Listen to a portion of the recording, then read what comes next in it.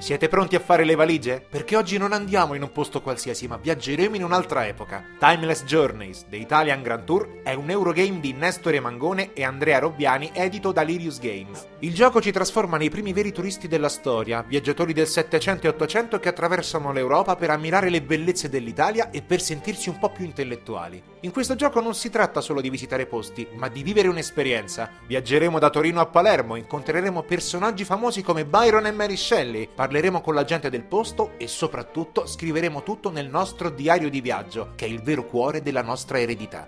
L'obiettivo? Semplice, essere il viaggiatore che alla fine del tour avrà accumulato più punti vittoria, dimostrando di aver vissuto l'esperienza più ricca e memorabile. Allora, zaino in spalla e diario alla mano, il nostro Grand Tour inizia.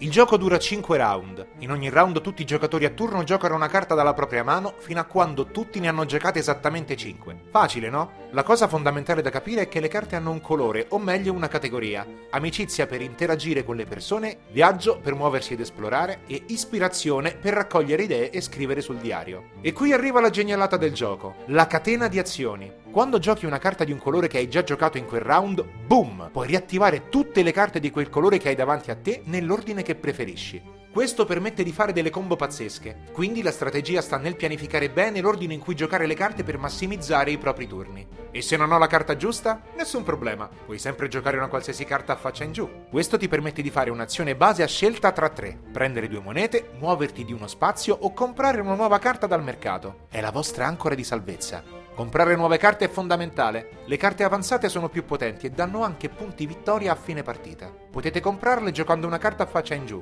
oppure alla fine di ogni round, nella fase di mercato, ogni giocatore ne prende una gratis. Il tipo di carta che potrete prendere dipenderà da quante categorie diverse avrete giocato nel round. Dopo la fase di mercato si riprende in mano tutto, si fa avanzare il round e si passa il segnalino primo giocatore, e così via per 5 round. Ok, abbiamo capito come si gioca, ma come si vince? Accumulando punti vittoria, ovviamente. Vediamo i modi principali per farne a palate. Il diario di viaggio. Questo è il vostro capolavoro. Raccogliendo gettoni idea, tessere esplorazione e tessere amico, potrete completare gli obiettivi sul vostro diario. Più requisiti completate, più punti farete a fine partita. Esplorare le città. Quando esplorate, prendete una tessera che vi dà un bonus immediato e punti a fine partita in base a quante ne avete raccolte. Più città visitate, meglio è. Le discussioni al caffè.